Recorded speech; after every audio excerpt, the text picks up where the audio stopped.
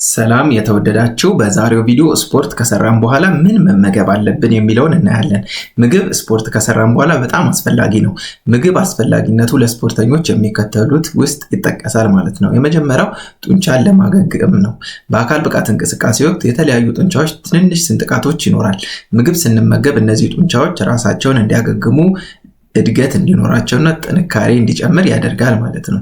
ሌላው የግላይኮጅንን እንዲሞላ ያደርጋል።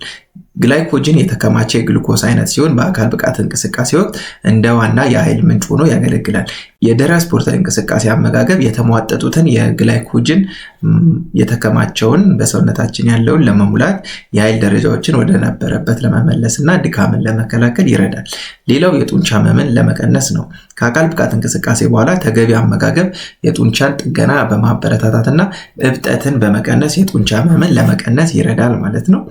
ምን መብላት አለብን ወደሚለው እንመልከት። የመጀመሪያው ፕሮቲን ምግቦችን መመገብ ያስፈልጋል። ለጡንቻ ጥገናና እድገት አስፈላጊ ነው። እንግዲህ ፕሮቲን ከአካል ብቃት እንቅስቃሴ በኋላ ከ20 እስከ 40 ግራም ፕሮቲን መመገብ ይጠበቅብናል ማለት ነው።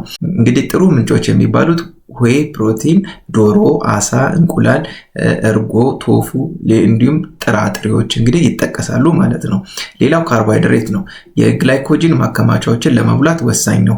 የሚፈለገው የካርቦሃይድሬት መጠን በአካል ብቃት እንቅስቃሴው ጥንካሬና ቆይታ ላይ የተመሰረተ ነው። ጥሩ ምንጮች የሚባሉት እንግዲህ ፍራፍሬዎች፣ ሙዝ ሊሆን ይችላል፣ ያልተፈተጉ የእህል ዘሮች፣ አጃ፣ ቡናማ ሩዝ፣ ስኳር ድንች የመሳሰሉትን እንግዲህ ከስፖርት በኋላ ብንመገብ ይመከራል ማለት ነው። ሌላው በቂ ውሃ መጠጣት ነው። በአካል ብቃት እንቅስቃሴው እንግዲህ ፈሳሽ በተለያዩ ይወገዳል ማለት ነው። ስለዚህ ያወጣነውን ፈሳሽ ለመተካት እንግዲህ ውሃ በጣም አስፈላጊ ነው ማለት ነው። እንግዲህ መቼ መብላት አለብን የሚለውን እኔ አናቦሊክ ዊንዶ የድህረ ስፖርታዊ እንቅስቃሴ አመጋገብን ለመመጠን በጣም ጥሩ ጊዜ ከአካል ብቃት እንቅስቃሴ በኋላ ከ30 እስከ 60 ደቂቃዎች ውስጥ ነው። ይህ ብዙ ጊዜ አናቦሊክ ዊንዶ ተብሎ ይጠራል።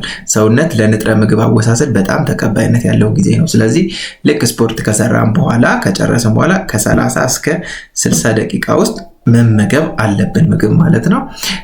መልካም ጊዜ